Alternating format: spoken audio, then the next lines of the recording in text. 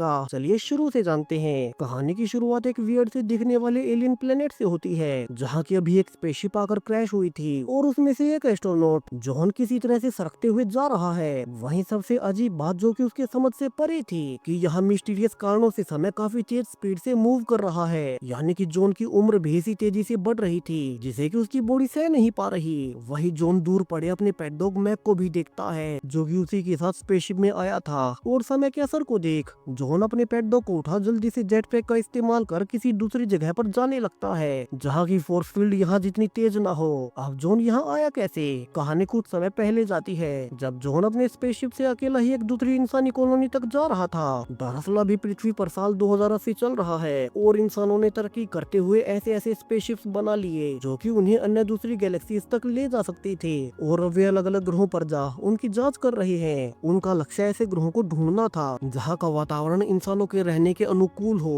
और ऐसे ही भेजे गए अनेकों शिप्स में से एक शिप यहाँ जॉन का भी था, जो कि काफी ज्यादा ड्रिंक करता हुआ लापरवाही से शिप उड़ा रहा है। तो वहीं पृथ्वी से जॉन की माँ से लगातार मैसेजेस भी भेजे जा रही थी कि उसे ड्रिंकिंग करनी बंद कर देनी चाहिए और इससे उसका दुख कम नहीं होगा। और यहाँ से रिवील होता है कि दरअसल जॉन की फियोंसे की एक हादसे में मौत हो गई थी, जिसके बाद से जॉन की मानसिक हालत बिगड़ गई और उसने इतना ज्यादा पीना शुरू कर दिया। वहीं ऐसे ही उसकी ड्रिंकिंग के कारण एक दिन गलती से जॉन का शिप उसी एलियन प्लेनेट पर जाकर क्रैश हुआ, जिस पर वैसे तो सांस लेने लायक ऑक्सीजन मौजूद थी, मगर फोर्स फील्ड के कारण वहाँ समय और ग्रेविटी बहुत अलग ढंग से काम कर रही थी।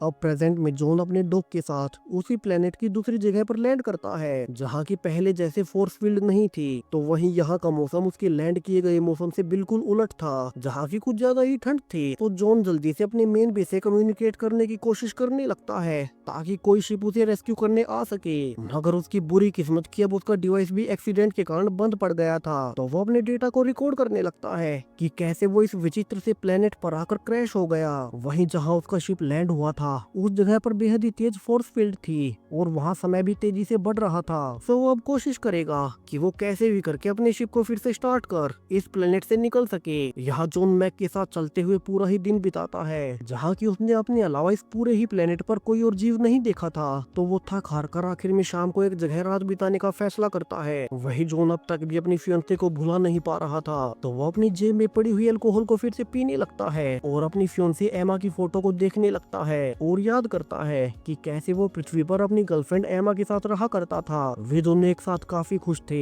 वहीं मैक भी जॉन को एमा ने ही गिफ्ट किया था और इसलिए ही जॉन उसे हमेशा हर जगह अपने साथ रखता है। जहाँ उसी वक्त जॉन को नासा की ओर से दूसरे ग्रहों पर जाने का ऑफर मिला, मगर एमा चाहती नहीं थी कि जॉन उसे छोड़कर चला जाए। अब प्रेजेंट में जॉन अकेला ही प्लेनेट पर फंसा हुआ है और चूंकि उसके पास कोई बात करने को भी नहीं, तो वो मैक को ही बताने लगता है कि कैसे ये ग्रह आम ग्रहों जैसा गोल नहीं, आम ग्रह जो कि गोल होते हैं और वहाँ हर जगह एक जैसी कंसिस्टेंट ग्रेविटी होती है, मगर ये ग्रह तो अंडाकार आकृति का है और इसी शेप के कारण यहाँ कई जगहों पर ग्रेविटी हद से ज्यादा होती है तो कई जगहों पर बिल्कुल कम। वहीं ग्रेविटी के ही कारण यहाँ समय भी कई जगहों पर वियर्डली बिहेव कर रहा है। यहाँ के मौसम हर कुछ देर बाद बिल्कुल ही बदल जाते हैं, कहीं बहुत ज्यादा गर्मी है तो कहीं बिल्कुल ज्यादा ठंड, और इसी कारण से शायद जीवन के अनुकूल ऑक्सीजन होने के बावजूद इस ग्रह पर कभी भी कोई जीवन पनपा ही नहीं। तो वहीं यहाँ का समय भी अलग है। हालांकि अभी जॉन को ये नहीं पता कि यहाँ का समय बाकी यूनिवर्स से कितना अलग है, क्योंकि उसका कोई भी डिवाइस यहाँ काम नहीं कर रहा था। तो उसे जल्द ही इसके बारे में पता करना होगा। अब सुबह होने पर जॉन की आँख खुलती है और वो फिर से बचे हुए अल्कोहल को पीकर मैक के साथ फिर से इस ग्रह के बारे में और जानने निकल पड़ता है। और इस बार ध्यान से मैक को देखने पर जान पाता है कि जब वे उस जगह पर क्रैश हुए थे तब फोर्स फील्ड में होने से मैक के चेहरे के बाल ग्रे हो गए, यानी कि वहाँ समय बहुत तेजी से आगे बढ़ रहा था और सेम उसी टाइम उनकी उम्र घट रही थी। और चूंकि डॉग्स का लाइफ पीरियड इंसानों से कम होता है, तो अगर मैक वहाँ दोबारा गया तो वो मर भी सकता है। वही जॉन की उम्र भी कई साल बढ़ चुकी थी, तो उन्हें जल्दी से यहाँ से निकलना होगा। और जॉन अब कोई एनर्जी सोर्स ढूंढने निकल पड़ता है ताकि अपने शिप को स्टार्ट कर यहाँ से निकल जाए और नासा तक इस वियर्ड प्लेनेट की जानकारी पहुंचा दे, जहाँ दोनों दूर दूर तक फैले इस वीरान बंजर प्लेनेट पर चलते ही जा रहे थे। और काफी दूर चलने के बाद फाइनली उन्हें पानी की एक नदी मिल ही जाती है, जिसकी की जांच करने पर जॉन पाता है कि यहाँ का पानी पृथ्वी के पानी से भी काफी साफ है, क्योंकि यहाँ तो कोई पोल्यूशन करने वाला जीव था ही नहीं। तो जॉन और मैक दोनों पानी में नहाते हैं और बाद में पीने के लिए पानी को स्टोर कर अपने सफर को जारी रखते हैं। तो वहीं कुछ देर बाद जब एक जगह रुक जॉन बाथरूम कर ही रहा था तो वो देख पाता है कि इस ग्रह की अंडाकार आकृति के कारण उसका यूरिन भी इसी गति से मूव कर रहा है, जिसे कि देख जॉन हैरान तो था मगर उसे असली झटका तो अभी लगना बाकी ही था। जहाँ आगे जाने पर उसे एक झरना मिलता है तो जॉन वहाँ कुछ देर आराम के लिए रुक गया था, मगर कुछ ही देर बाद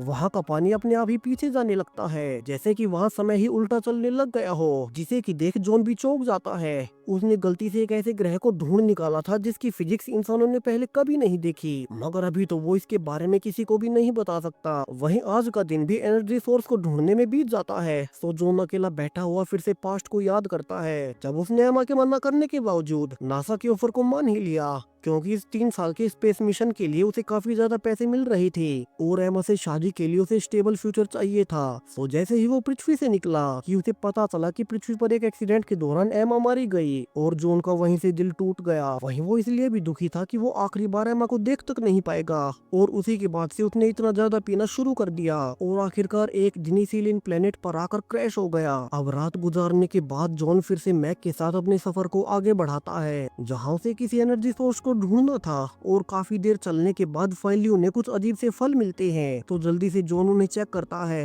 और पाता है कि ये फल हाई एनर्जी को कैरी कर रहे हैं और अगर वो काफी सारे ऐसे ही फ्रूट को इकट्ठा कर ले तो इनकी एनर्जी से वो अपनी शिप को शुरू कर लॉन्च कर पाएगा, मगर इसके लिए उसे अपनी मशीन से इन फ्रूट्स की एनर्जी को लेने का तरीका ढूंढना होगा। तो आने वाले कई दिनों तक जॉन इसी रिसर्च में लगा रहता है और अपने जेट पैक की मदद से उसने वो तरीका भी ढूंढ निकाला था, मगर शिप के लिए उसे काफी सारे फ्रूट्स चाहिए होंगे। तो वो एक पेड़ पर चढ़ उस पर से फ्रूट्स तोड़ने लगता है, हालांकि उसने ध्यान नहीं दिया कि इसी दौरान उसकी एक रस्सी कट रही है, मगर अभी के लिए वो सेफली नीचे आ जाता है और तोड़े गए सभी ही फ्रूट को इकट्ठा कर अब उनमें एक एक में कूपर वायर्स को लगाने लगता है, जिससे कि वो उनकी एनर्जी का इस्तेमाल कर सके और इसी एनर्जी से उसे अपने स्पेसशिप को रिचार्ज करना था। वही अब जब सब कुछ रेडी हो चुका है तो जॉन वापिस से क्रैश साइट पर आता है, मगर अब प्रॉब्लम ये है कि उसका शिप फोर्स फील्ड के अंदर पड़ा था, जहाँ की समय तेजी से आगे बढ़ रहा है और अगर उसका पेट डॉग मैक फिर से वहाँ गया तो जल्द ही उम्र बढ़ने से मारा जाएगा। तो जॉन मैक को वहीं थोड़ी ही दूर एक पत्थर से बांध देता है और अकेला ही अब बाकी चीजों के साथ शिप के पास जाने लगता है। और जैसा कि होना ही था, फोर्स फील्ड में आते ही अब फिर से समय तेजी से गुजरना शुरू होता है। तो वहीं अब जॉन के साथ वो होता है जिसके बारे में उसने सोचा भी नहीं था। दरअसल समय की तेज गुजरने से जो फ्रूट्स वो अपने साथ लाया था, जब तक जॉन शिप तक पहुंच भी पाता वे सब के सब नष्ट हो चुके थे, जिसे कि देखो से कुछ भी समझ नहीं आता।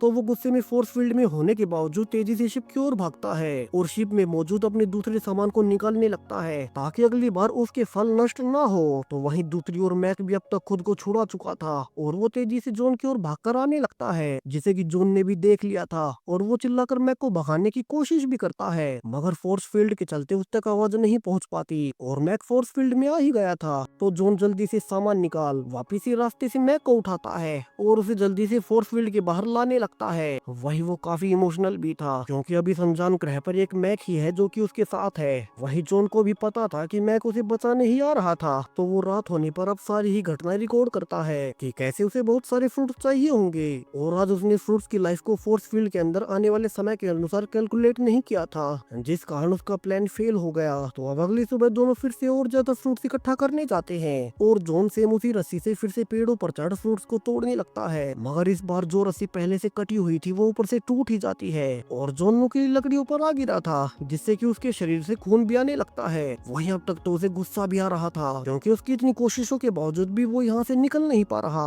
तो वहीं उसके पेट डॉग मैक के दूसरी बार फोर्स फील्ड में जाने से उसकी उम्र भी बढ़ गई। तो वो अब सारा गुस्सा मैक पर ही उतारने लगता है और उसे मारता भी है, जिससे कि मैक जॉन से दूर भाग जाता है। तो वहीं मैक अब पत्थर मारकर ही फ्रूट्स तोड़ रहा था और आखिर में जितने भी फ्रूट्स उससे इकट्ठा होते हैं अब जॉन उन्हें ही फिर से कॉपर वायर से कनेक्ट करने लगता है। तो वहीं अब उसे एहसास भी हो रहा था कि उसे मैक को मारना नहीं चाहिए था और वो भागकर कहीं फिर से फोर्स फील्ड में ना चला जाए जहाँ वो चलते हुए हर ओर देख चुका था, मगर मैक उसे कहीं भी दिखाई नहीं देता। वहीं चूंकि यहाँ का वातावरण पृथ्वी से बिल्कुल अलग है, सो साउंड के बैंड होने से अब मैक को जॉन की आवाज शिप वाली साइड से सुनाई देने लगती है और मैक वहीं जाने लगता है। तो वहीं दूसरी ओर शाम होते होते जॉन भी मैक को ढूंढ ढूंढ कर थक चुका था और उसे लगने लगता है कि एमा की तरह उसने मैक को भी हमेशा हमेशा के लिए खो दिया और वो भी अपनी ही